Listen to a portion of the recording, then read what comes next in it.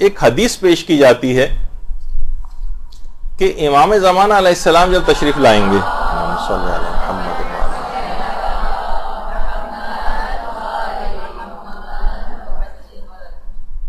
تو وہ فقہا سے انتقام لیں گے. ایک حدیث ہے اور یہ سوشل میڈیا کے اوپر پوری پھیلائی جاتی ہے اور باقاعدہ کتابوں کے حوالوں کے ساتھ ہوتی ہے. اچھا وہ کتابوں کے حوالے کتابوں میں موجود ہے لیکن ابھی میں بتاتا ہوں کہ اس کی کیا ہے. مثلا وہ کہیں گے دیکھیے جناب الزام الناصب کے اندر موجود ہے علامہ علی حائری یزدی حائری کی جو کتاب ہے اور چہرہ درخشاں امام زمانہ کے نام سے اس کا فارسی ترجمہ بھی ہو چکا ہے اور شاید کہ میرا خیال ہے کہ اردو ترجمہ بھی ہو چکا ہے. تو اس کے اندر بھی یہ روایت موجود ہے کہ امام زمانہ فقہا سے انتقام لیں گے. پھر جو ہے دلائل الامامہ اس کے اندر بھی یہی حدیث موجود ہے. اس کا بھی حوالہ آپ کو ملے گا لکھا ہوا اس حدیث کے ذیل میں. یوم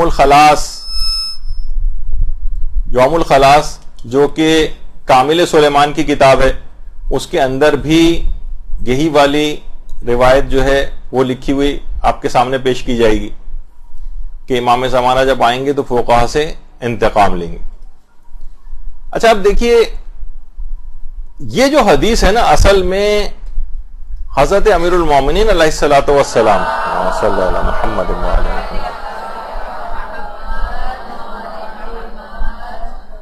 ان سے منسوب ایک خطبہ ہے جس کا نام ہے خطبۃ البیان. خطبۃ البیان امیر المومنین سے منسوب خطبہ ہے جو غالی حضرات بہت زیادہ ابھی میں آپ اس کے مندرجات آپ کو بتاتا ہوں کہ بہت زیادہ پیش کیا جاتا ہے. یہ دیکھیے امیر المومنین نے مثلا یہ جملے اس کے اندر ارشاد فرمائے.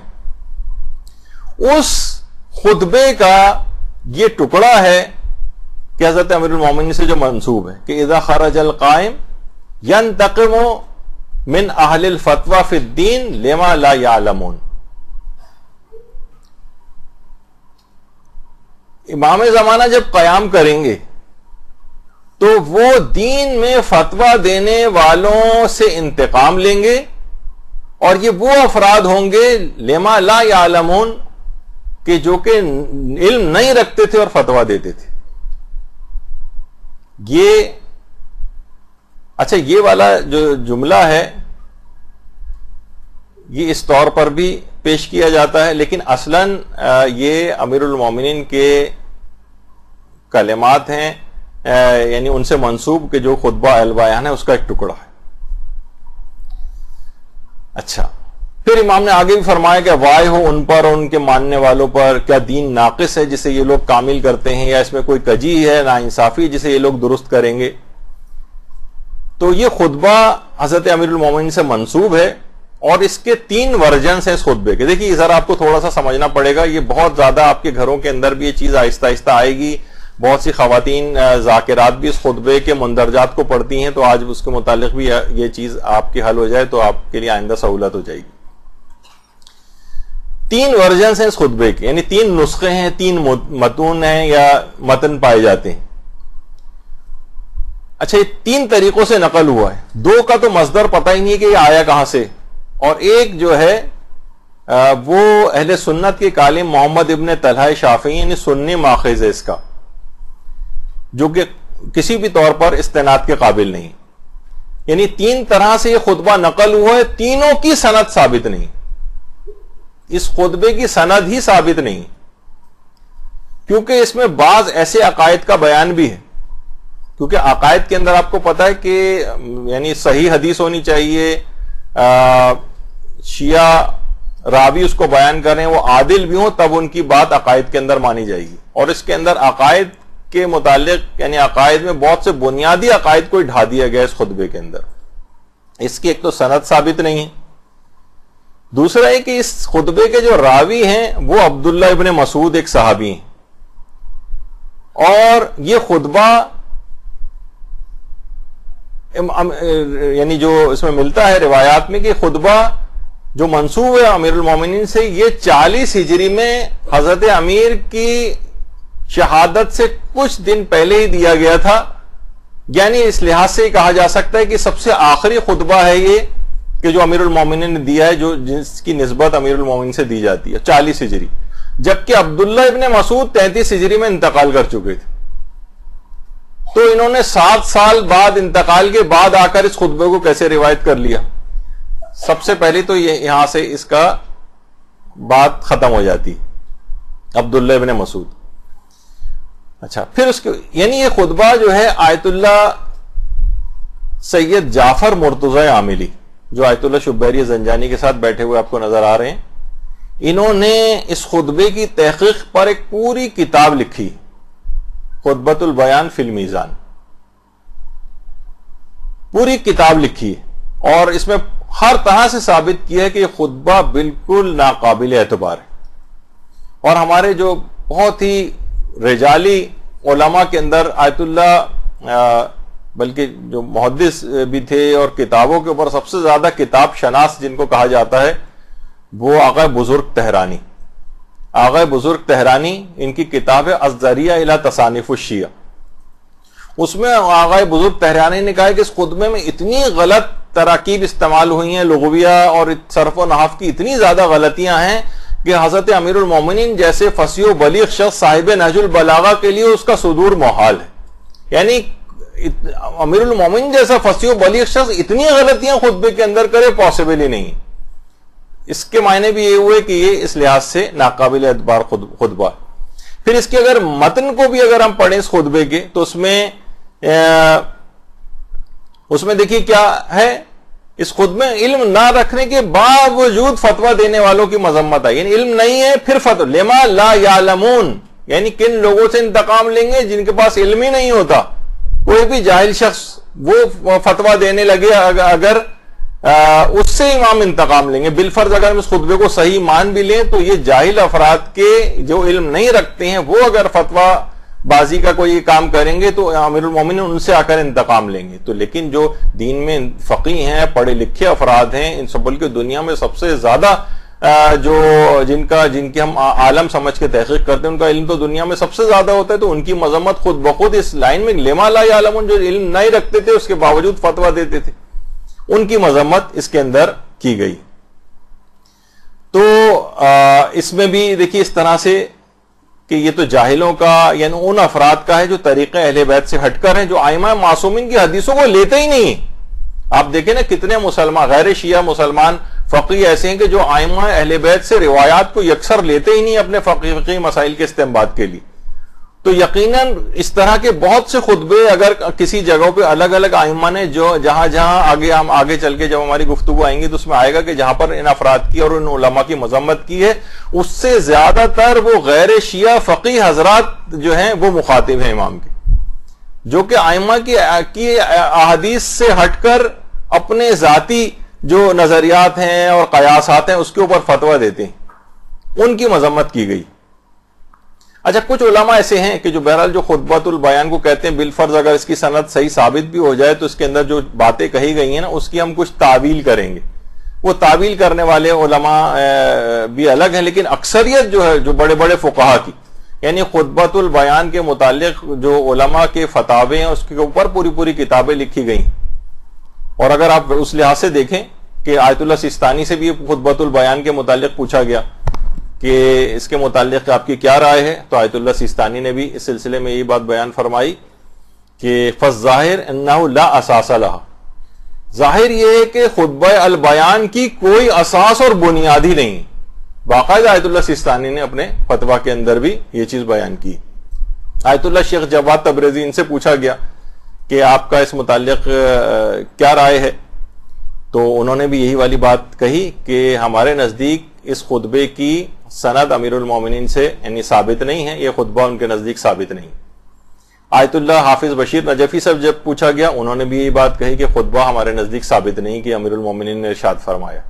اسی طریقے سے آیت اللہ خوئی سے بھی جب پوچھا گیا کہ اس خطبے کی جو امیر المومنین سے منسوب ہے اس کے متعلق آپ کی رائے کیا ہے، تو آپ نے بھی فرمایا لا اساس لہا، اس کی کوئی اساس اور کوئی بنیاد نہیں. آیت اللہ خوئی کا بھی یہ جملہ ہے.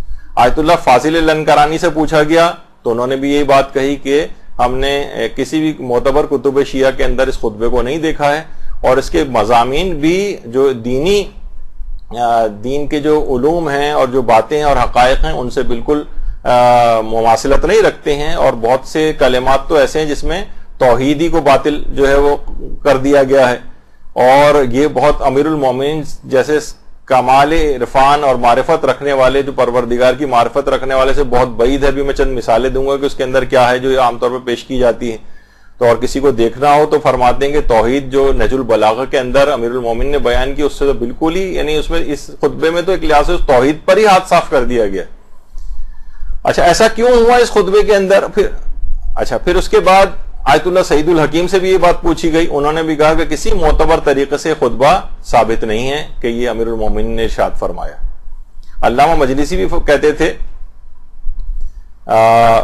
کہ یہ خطبہ اور اس طرح کے جو اور خطبات ہیں یہ غلات کی کتابوں کے اندر، غالیوں کی کتابوں وغیرہ کے اندر، یا اس طرح کے افراد کی جو کتابیں ان کے اندر جو ہے وہ پایا گیا ہے۔ اور آیت اللہ حسینی شاہرودی سے بھی جب پوچھا گیا تو انہوں نے کہا یہ جو خطبہ ہے اس کی سند کے لحاظ سے معتبر نہیں، اور معتبر اسناد سے ہم تک یہ نہیں پہنچا، اور نہج البلاغہ اور دیگر معتبر کتب میں بھی یہ خطبہ وارد نہیں ہوا، متن کے لحاظ سے بھی اس میں اضطراب پایا جاتا ہے، اور ایسی تعبیرات، الفاظ اور مطالب ہے جو ممکن ہی نہیں ہے کہ امام علیہ السلام سے صادر ہوا۔ اور آیت اللہ ناصر مکارم شیرازی بیان فرماتی ہیں یہ خطبہ مجعول ہے، جعل کیا گیا ہے، بنایا گیا ہے، لوگوں نے خود بنایا ہے بیٹھ کے اس کو۔ اچھا اس سے ملتا جلتا ایک اور بھی خطبہ ہے، یہ بھی آپ کو، یہ اکثر فیس بک وغیرہ کے اوپر اس کے مندرجات امیر المومنین کے فضائل کے لحاظ سے یہ بیان کی جاتے ہیں۔ خطبہ افتخاریہ یہ ذرا ہٹ کر ہے، لیکن اس کا بھی لب و لہجہ بہت حد تک خطبہ البیان سے ملتا ہے۔ اس کے اندر بھی بہت ساری باتیں دیکھیے اسی قسم کی ہیں، مثلا اگر آپ ضروری نہیں کہ خطبے کی ہر بات غلط ہو، لیکن کچھ باتیں اس کے اندر ایسی ہیں کہ اگر اس کو اگر انسان پڑھے، مثلا لکھا ہے کہ میں ہی صاحب حشر و نشر ہوں، اور میں ہی عابد ہوں اور میں ہی معبود ہوں، یعنی امام امیر المومنین کہہ رہے ہیں میں ہی عابد ہوں، میں ہی معبود ہوں۔ تو اس طرح کے بہت سارے الفاظ ایسے ہیں کہ جس میں یہ چیزیں ان خطبات کے اندر جو ہے توحید کے اوپر کافی ہاتھ صاف کیا گیا۔ تو بہرحال آیت اللہ سعید الحکیم سے جب خطبہ افتخاریہ کے متعلق پوچھا گیا تو انہوں نے یہ کہا کہ یہ خطبہ بھی ہمارے نزدیک اس کی نسبت امیر المومنین سے ثابت نہیں۔ تو اچھا اب یہ جو خطبہ ہے الزام الناصب کے اندر، اس کے 3 ورژن ہیں، جس میں ہم نے کہا کہ اس میں حضرت عبداللہ ابن مسعود کی بات آئی ہے کہ تو خلافت ہے۔ یہ خطبہ امیر المومنین نے ایک روایت میں کہ بصرہ میں ارشاد فرمایا ہے، اور ابن مسعود جو تھے عبداللہ ابن مسعود، یہ تو بہت پہلے، کیونکہ عبداللہ ابن مسعود کا جملہ یہ ہے کہ جب امیر المومنین کو خلافت ملی تو آپ بصرے میں تشریف لائے اور جامع مسجد میں ممبر پر انہوں نے خطبہ دیا، اور ایسا خطبہ امیر المومنین نے ارشاد فرمایا کہ عقل و افکار پر حیرتوں کے پہاڑ ٹوٹ پڑے۔ یہ ان کا جملہ ہے۔ عبداللہ ابن مسعود نے کیسے کہہ دیا جبکہ 7 سال پہلے عبداللہ ابن مسعود انتقال کر چکے تھے، اس وقت زندہ ہی نہیں تھے۔ خطبہ 40 ہجری میں جو ہے وہ امیر المومنین نے سے منسوب ہے۔ اچھا اس خطبے میں بہت ساری باتیں ایسی ہیں جو صحیح احادیث کے بھی خلاف ہیں۔ مثلا اس کے اندر ایک چیز ہے کہ حضرت عیسیٰ مدینے میں امام زمانہ کی تدفین کریں گے، جبکہ امام زمانہ کے انتقال یا مثلا شہادت کے بعد ہمارے ہاں صحیح روایات سے بات ثابت ہے کہ تدفین کے لیے امام حسین علیہ السلام کی رجعت ہوگی، اور وہ خود اللہم صلی علی محمد و آل محمد،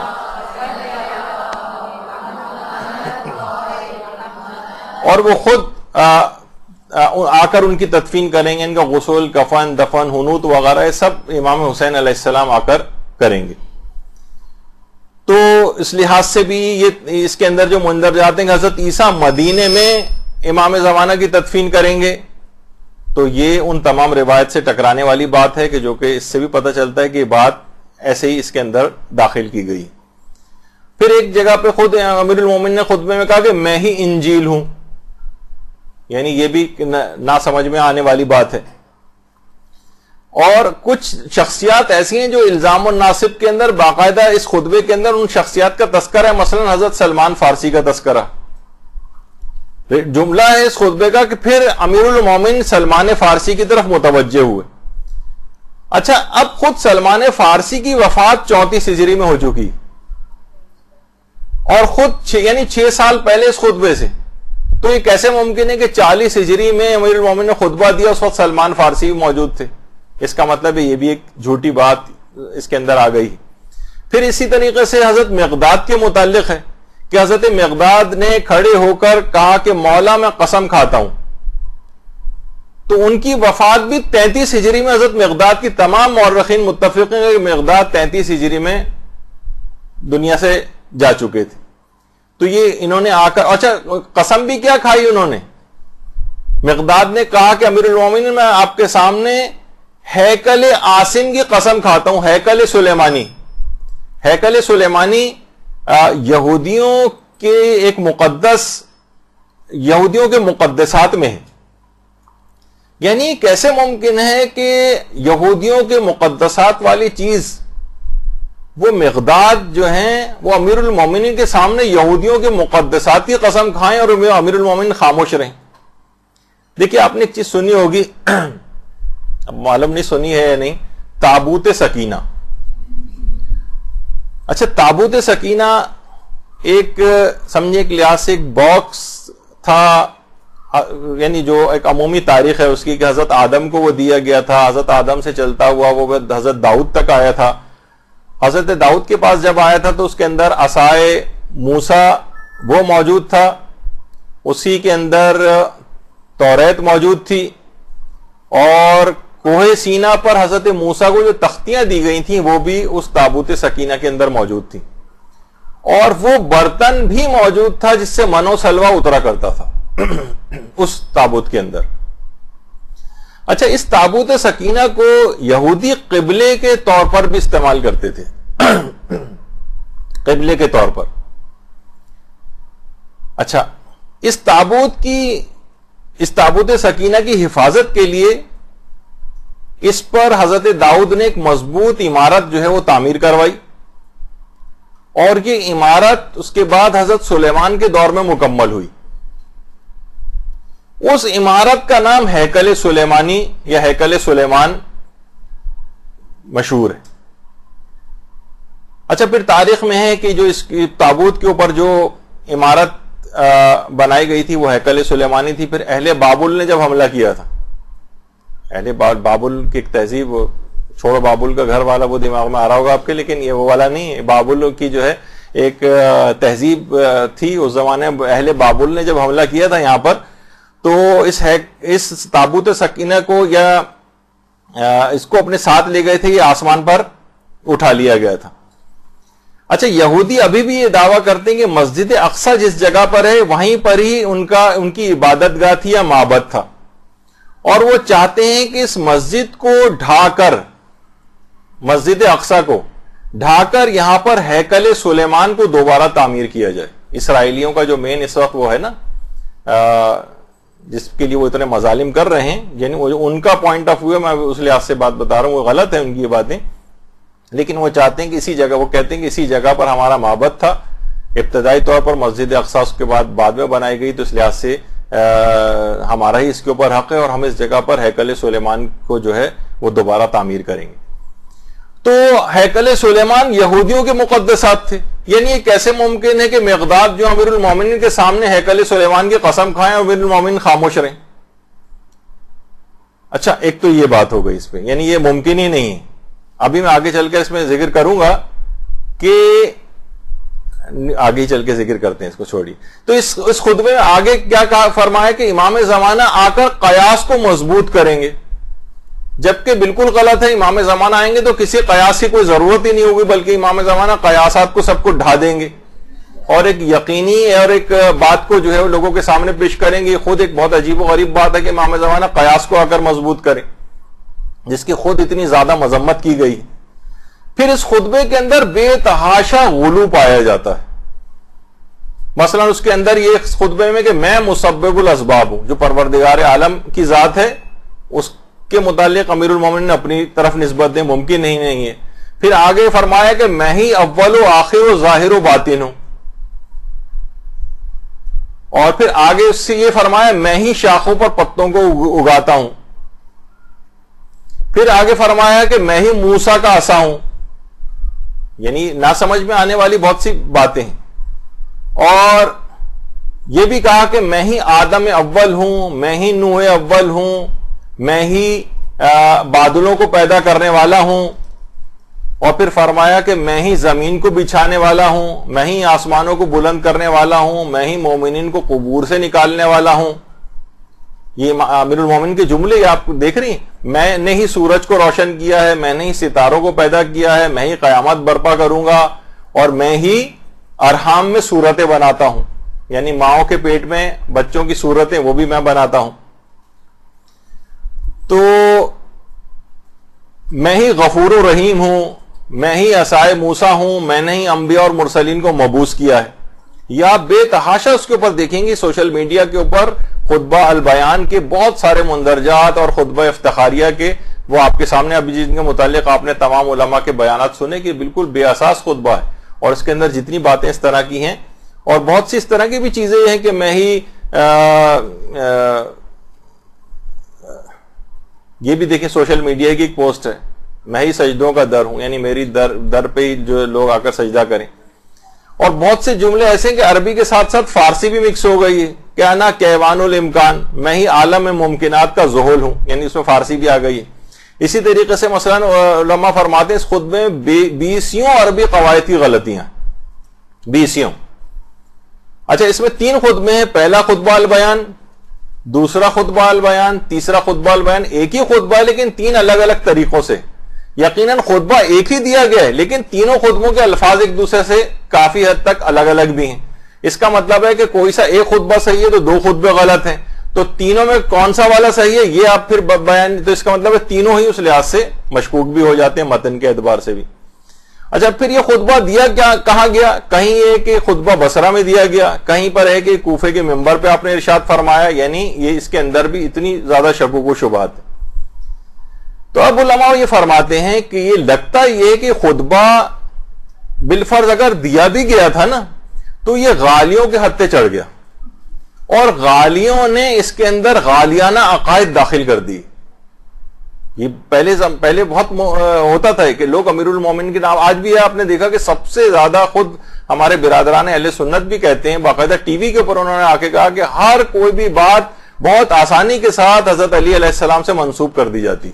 آپ دیکھیں سوشل میڈیا اور واٹس ایپ اور فلاں اور میسیجز، کوئی بھی کسی کوئی فلسفی کا بھی قول ہے، نیچے حضرت علی نے فرمایا لکھا ہوتا ہے مثلا، یا اوپر لکھا ہوتا ہے اس کے. تو یعنی بہت آسانی کے ساتھ کہ لوگ بڑے آرام سے امیر المومنین کی بات، ان کا نام دیکھ کر اور اس چیز کو ایکسپٹ کر لیں گے. تو جھوٹ بہت زیادہ ان سے منسوب کیا گیا، اور یہ پہلے بھی ہوتا تھا. تو یہ خطبہ غلات کے ہاتھوں جو ہے وہ لگ گیا، بلکہ علماء نے کہا نہ صرف غلات نے اپنی چیزیں اس میں شامل کی، بلکہ باطنیہ جو فرقہ اور صوفیہ ہے انہوں نے، اور یہود و نصارہ سے بھی تحریف شدہ ہے کہ وہ مثلا کہہ رہے ہیں ہیکل سلیمانی کی قسم، اور میں ہی عصائے موسیٰ ہوں، اور میں ہی انجیل ہوں. یعنی یہودی، عیسائی، غالیوں اور صوفیہ سب نے اپنی اپنی چیزیں اس کے اندر بھر دی. تو اس لحاظ سے یہ آپ نے دیکھا کہ یہ جو ایک خطبہ ہے یہ سند اور متن دونوں کے اعتبار سے خطبہ بالکل بے اعتبار ہے. اس طرح کی بہت سی پوسٹیں بھی آپ کے پاس ہیں. اسی خطبے میں سے وہ والی لائن نکالی جاتی کہ امیر المومنین ان فتوی دین میں فتویٰ دینے والوں سے انتقام لیں گے کہ جنہوں نے علم کے بغیر فتویٰ دیا. تو اگر لفظ بھی اس میں الفاظ بھی اگر پڑھ لیں تو اس کے اندر بھی واضح طور پر یہ ہے کہ جو علم نہیں رکھتے وہ ان سے امیر المومنین انتقام لیں گے، نہ کہ علم رکھنے والوں سے. اور دوسرا سند اور متن کے اعتبار سے بھی آپ نے دیکھا کہ ہر لحاظ سے یہ خطبہ جعلی طور پر، تو اس کے اندر علماء اور فقہا کے خلاف بھی چیزیں ڈال دی گئی ہیں تاکہ لوگ اپنے علماء اور فقہا سے بھی جو ہے وہ بدظن ہو جائیں. تو یہ اس لحاظ سے خطبہ البیان کی بات یا خطبہ افتخاریہ وغیرہ کی. اچھا، کچھ چیزیں اس میں اچھی بھی ہیں، تو بہت سے علماء کا یہ بھی نظریہ کہ ظاہر ہے بہت سی چیزیں مثلا اچھی بیان ہوئی ہیں تو اچھی والی چیزوں کو وہ تو پہلے سے ثابت شدہ ہے، لیکن جہاں یہ چیز آ گئی جس نے پورا خلط ملط ہو گئی اس کے اندر آ کر، تو ان جو عقائد اسلامی سے ٹکرانے والی چیزیں ہیں ان سب کو آپ چھوڑ دیں گے، اور بہتر ہے کہ اس پورے خطبے ہی کو ناقابل اعتبار سمجھیں گے. برحمتك يا أرحم الراحمين وصلى الله على محمد وآله صالح الطاعات